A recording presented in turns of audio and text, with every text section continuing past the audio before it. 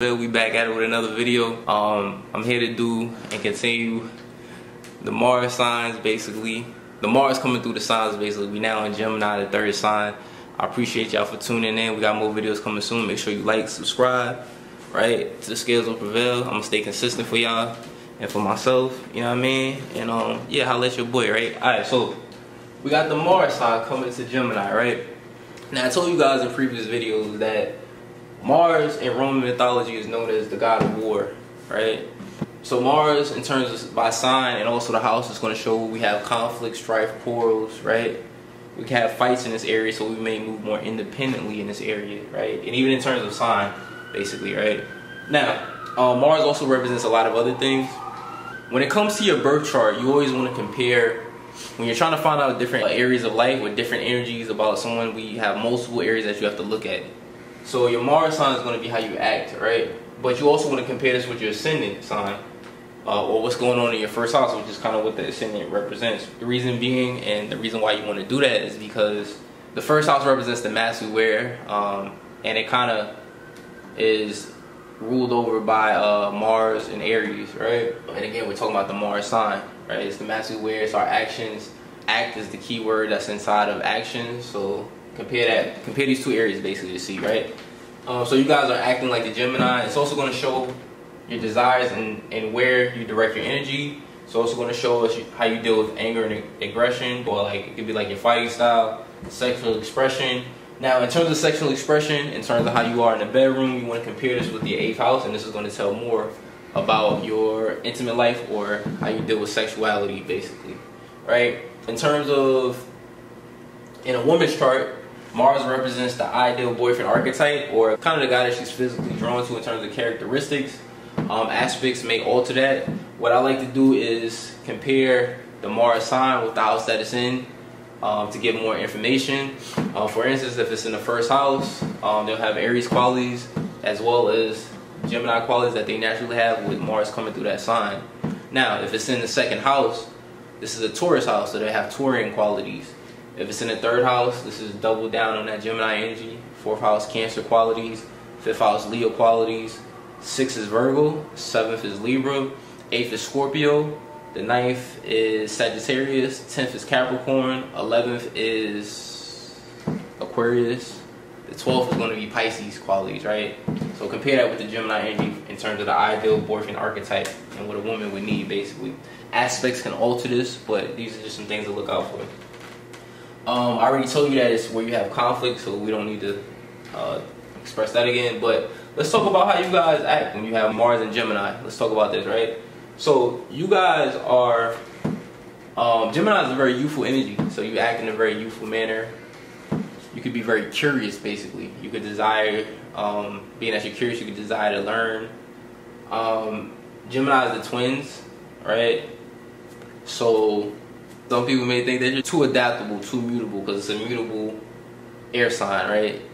But you know, you guys are very curious, very, like I said, very witty, knowledgeable, you know what I mean? You guys can know a little about a lot, basically, you know what I mean? Now, again, I said compare that with your Ascendant sign, right?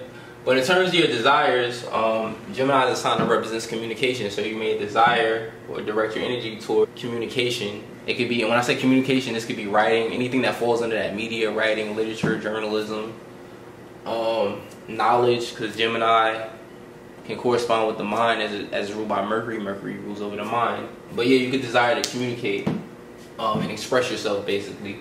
In terms of anger and aggression, right? Gemini, since I said it deals with communication, words, you know, it shows that you have a sharp tongue. You can be very direct. Your words will hurt people and can hurt people. Maybe you find that you're very brutally honest, but kind of can depend on other things going on there. But yeah, this is like a wordsmith, basically, as well, too, when you have this placement. Let's see. So in terms of sexual expression, when we think about Gemini, Gemini is ruled by Mercury. Now, Mercury, along with Uranus, is one of the 2 androgynous planets, basically.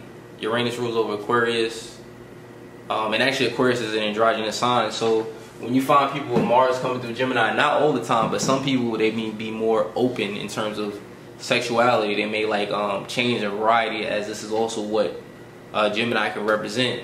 May just be more open to multiple partnerships.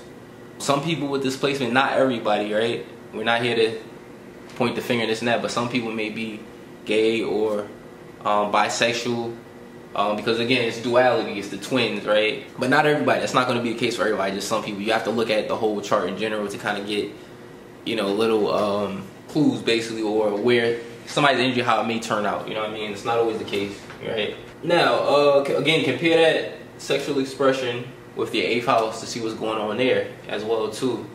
You may be someone who's out there with Mars and Gemini or likes a lot of partners, but then if you have, say, again, Saturn in the 8th house, this may restrict you a little bit to where it changes that energy.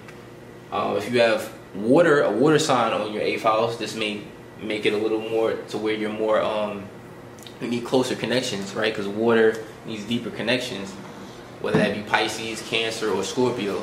You may not be out there as much, so you know, you got to compare multiple places. Also, let's say if the Mars was in Gemini, and if it was in the 4th, the 8th, or the 12th house, which are also water houses, basically just like those water signs we said on the 8th house, this can kind of change that expression basically to where you're not going to be out there as much, because that water energy will kind of alter that basically, right?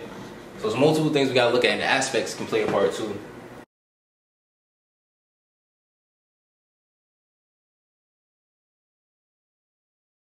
Ideal boyfriend archetype. You need someone, again, who's very smart, right? You may need someone who's a jack of all trades, which is what Gemini represents, and intellect, kind of similar to how you act.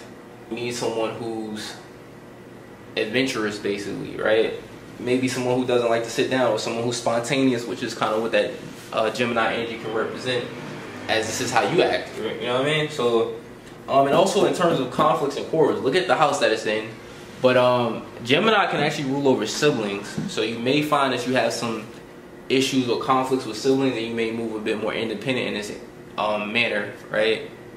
So that's just something to think about. I hope that this video was insightful. I appreciate your time.